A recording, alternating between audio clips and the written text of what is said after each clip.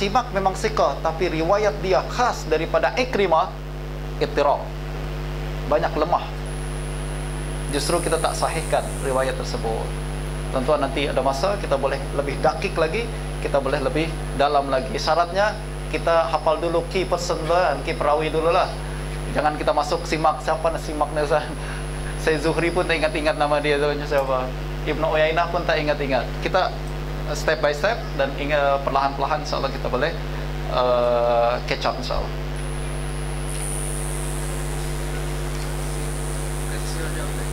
Masih ada masa tak? Silah, baca dulu silah. Habis lah satu pasal sikit.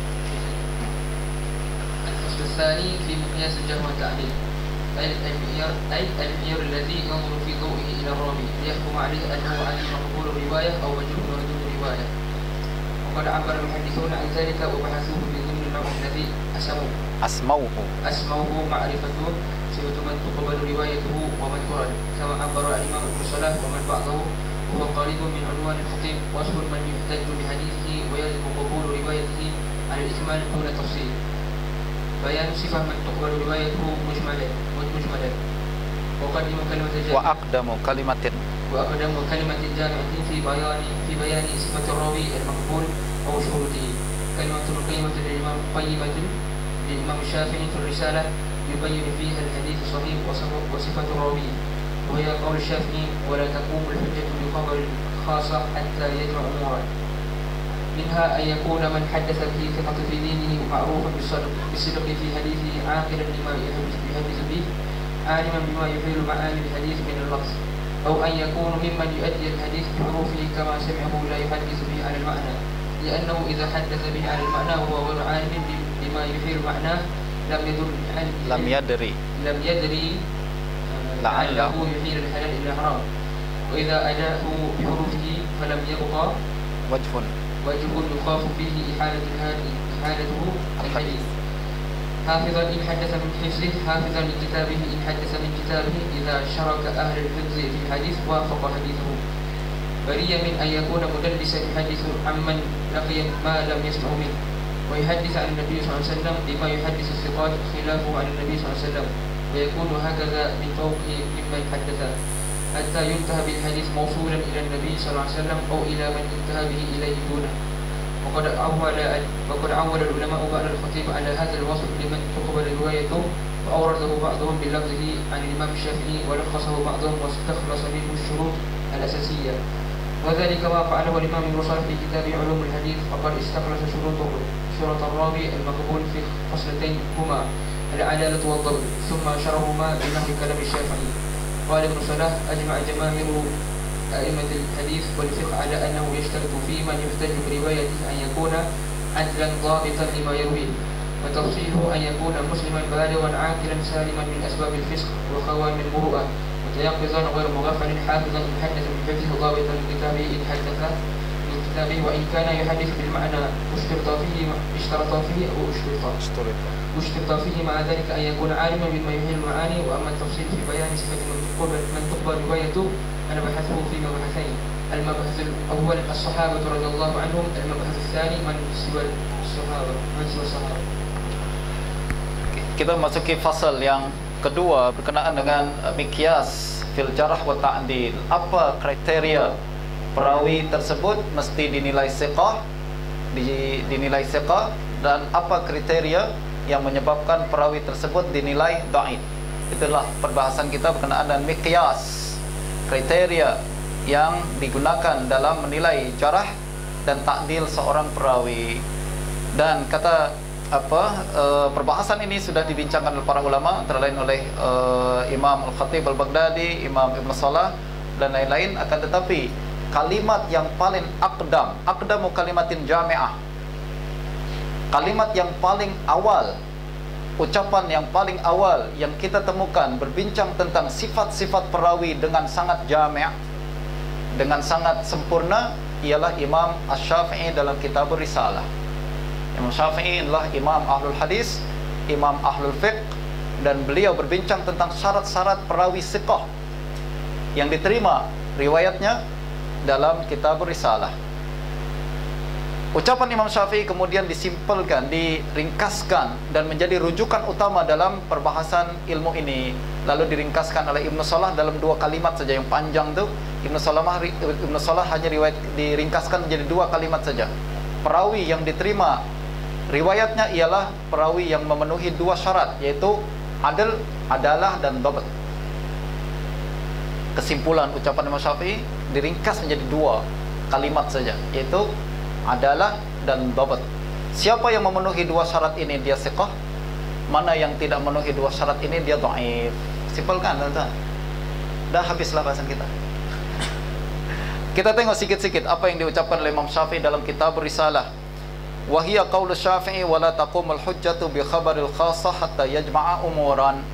Tidak boleh dijadikan hujjah dengan khabar khassah, yaitu hadis ahad, melainkan apabila hadis tersebut memenuhi syarat-syarat berikut.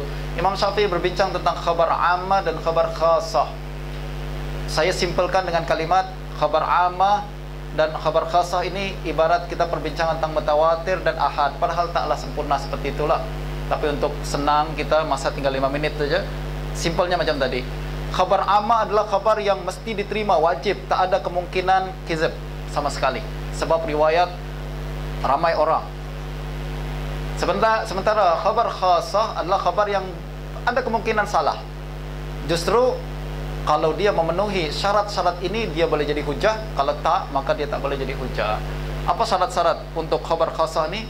Minha an yakuna man haddatsa bihi siqatan fi dinihi ma'rufan bisidqi fi hadisihi.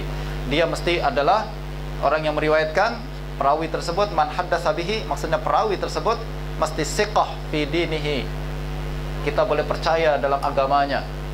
Siqah fi dinihi maksudnya adalah dia melaksanakan semua kewajiban seorang muslim lah. Kalau dia tak solat, tak siqah fi dinihi. Solat saja dia tak boleh pegang amanah, apalagi dia boleh pegang amanah hadis. Minta maaf lah, kita tak boleh jadikan rujukan. Siqah fi dinihi pertama. Lalu ma'rufan bisidqi fi hadisihi, terkenal jujur dalam ucapannya. Kalau dia sering berdusta dalam perbualan hari-hari, apatah lagi dalam hadis, kita tak boleh percaya sama dia lah. Aqilan lima yuhadditsu bihi, dia pun faham apa yang dia sampaikan. Aliman bima yuhilu ma'anil hadis minal lafaz, juga dia tahu apa saja perkara-perkara yang boleh merubah makna hadis. Sama tak kalau saya katakan jaiz dengan halal? Kalimat jaiz dengan halal sama ke tak sama? Yajuzu al-aqlu fil fasl dengan yahillu al-aqlu fil fasl, sama ke beza? Tak sama, gitu juga. Kalau kita meriwayatkan hadis yang kalimat yahillu kita rubah menjadi yajuzu, kita ingat sama dah. Padahal berbeza lah. Nanti makna berubah. Kalau dia tahu makna tersebut dan dia faham perbezaan kalimat seperti ini, itulah kita terima hadisnya. Kalau dia tak, kita khawatir dia rubah kalimat yang semula kalimat yang lain, dia rubah, dia ingat sama saja padahal berbeza makna. Akhirnya hukum pun berbeza. Orang yang tak tahu perbezaan makna, maka dia tak siqah dalam meriwayatkan hadis. Au an yakuna mimman yu'addil hadis bi hurufihi, atau kalaupun dia tak faham, kalaupun dia tak tahu makna, perubahan makna, tapi dia meriwayatkan hadis seperti mana lafaznya tanpa perubahan, okeylah kita terima. Maknanya kalau nak meriwayatkan hadis, sama ada bil makna atau bil lafaz. Kalau bil lafaz, mesti semua kalimatnya tak ada perubahan sama sekali. You dengar apa, yahillu ke yajuzu? Aku dengar yahillu, okey, kita pakai yahillu, jangan rubah ya, boleh kita terima. Tapi aku sebenarnya tak pastilah, aku dengar yahillu ke yajuzu ya, tapi makna sama apa saya sampaikan. Ini kemudian ulama tak terima hadis dia. La yuhaddisu bihi 'alal makna, tak boleh diriwayatkan secara makna. Li'annahu idza haddasa bihi 'alal makna wa huwa ghairu 'alimin bima yuhilu ma'nahu lam yadri la'allahu yuhilul halal ilal haram. Kalau dia tak tahu perubahan makna, dia lalu meriwayatkan dengan makna la yadri, siapa tahu dia merubah yang halal jadi haram, haram jadi halal. Wa idza addahu bi hurufihi falam yabqa wajhun yukhafu fihi ihalatuhul makna. Kalau dia sampaikan sesuai dengan lafaznya, maka tak ada kekhawatiran, kebimbangan, makna telah berubah. Hafizan in haddasa min hifzihi hafizan li kitabihi in haddasa min kitabih. Kalau dia meriwayatkan hadis, dia mesti hafal hadis tersebut kalau dia sampaikan secara hafalan. Macam Waqi' Ibn al-Jarrah, dia tak pernah tulis hadis, tak pernah tulis hadis, tak pernah meriwayatkan hadis dari kitab, tapi hafalannya sangat kuat, hafalan sangat kuat. Ini namanya hafiz, dabtus sadr, dapat dengan hati dia. Kalau tak hafal pun tak apa, tak boleh riwayatkan. Kalau tak hafal ke Ustaz, boleh, tapi riwayatkan dengan kitab. Macam saya tak ingat-ingat nak sebutkan hadis, tengok dulu kitab. Macam ni.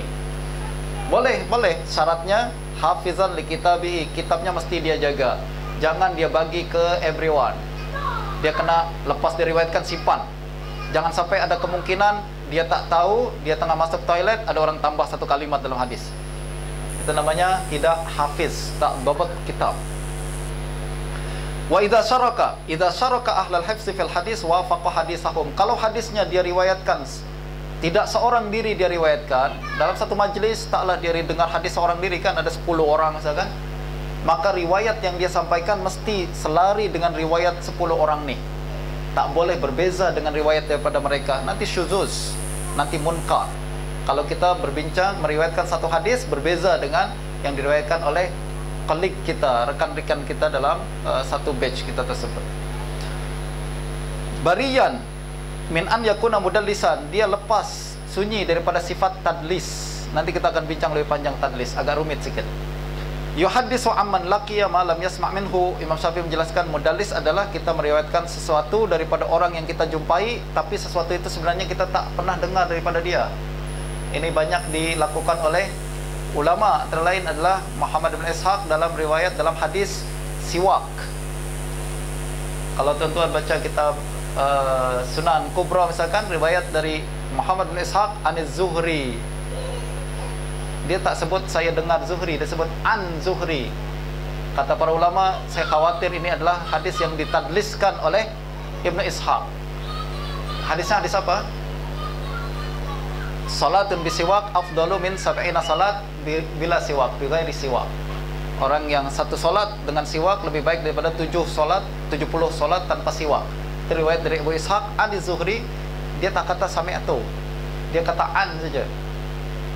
Ini adalah hadis yang tidak didengar oleh Ibnu Ishaq daripada Zuhri, padahal dia jumpa dengan Zuhri. Mungkin dia tak hadir waktu itu, lalu dia dengar daripada orang lain daripada Zuhri. Ini tadlis, nanti kita akan elaborate lebih jauh apabila sampai dalam perbahasan tadlis. Syarat perawi thiqah adalah dia tak tadlis, tak mudallis. Yuhaddisu anin Nabi sallallahu alaihi wasallam bima yuhaddisu thiqat khilafahu anin Nabi sallallahu alaihi wasallam. Dia juga bariyan, tidak meriwayatkan hadis daripada Nabi sallallahu alaihi wasallam dengan sesuatu yang menyalahi riwayat orang yang lebih thiqah daripada dia. Dalam satu batch riwayat murid-murid Zuhri misalkan, Zuhri imam besar, muridnya ramai. Antara murid-murid yang paling terkenal daripada Zuhri adalah Malik bin Anas, Lais ibn Sa'ad, Uqail ibn Khalid Al-Aili, Yunus bin Yazid, lalu kemudian Ma'mar ibn Rashid, lalu kemudian ramai ulama yang lain. Ini adalah batch yang paling dekat dan paling thiqah. Semua adalah murid-murid grade A semua. Lalu ada juga tingkatan murid-murid Zuhri yang lain. Antara lain adalah Sufyan ibn Husain yang meriwayatkan hadis daripada Zuhri. Tadi Auza'i yang kita katakan meriwayatkan hadis daripada Zuhri, tapi dia grade C. Kalau orang dari kumpulan grade C meriwayatkan hadis daripada Zuhri bertentangan dengan grade A, apa pandangan kita? You salah lah, you tidur lah waktu itu. Malik kata, Zuhri berkata hadis ni tak halal kalimatnya misalkan. Awak katakan malah halal, awak tidur waktu itulah. Grade A semua cakap sepakat. Maka syarat perawi thiqah adalah para ulama membandingkan setiap riwayat mereka, lalu kalau bertentangan dengan thiqat, maka dia perawi dhaif. Nanti tuan-tuan kita akan elaborate lebih jauh lagi, ini kesimpulan saja. Wa yakunu hakaza man fawqahu mimman haddatsahu. Sifat ini mesti ada dalam semua perawi dalam tingkatan isnad, dari bawah hingga ke atas hingga kepada baginda Nabi, hatta mausulan ila Nabi sallallahu alaihi wasallam au ila man intaha bihi ilaihi dunahu, sama ada sampai kepada Nabi ataukah sampai kepada para sahabat atau para tabi'in, semuanya disyaratkan memenuhi syarat-syarat yang telah ditetapkan.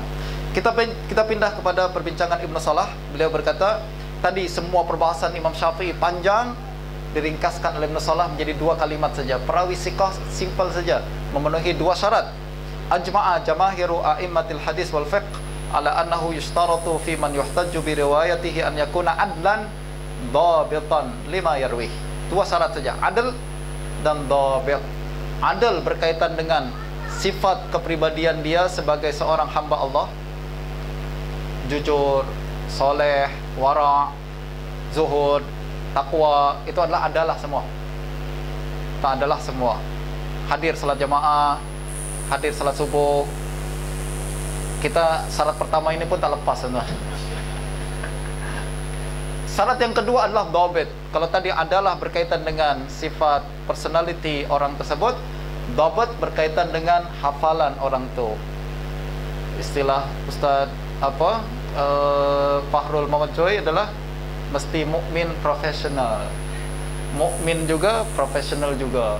Mukmin maknanya sifat-sifat seorang mukmin, profesional lah berkaitan dengan profesi dia lah.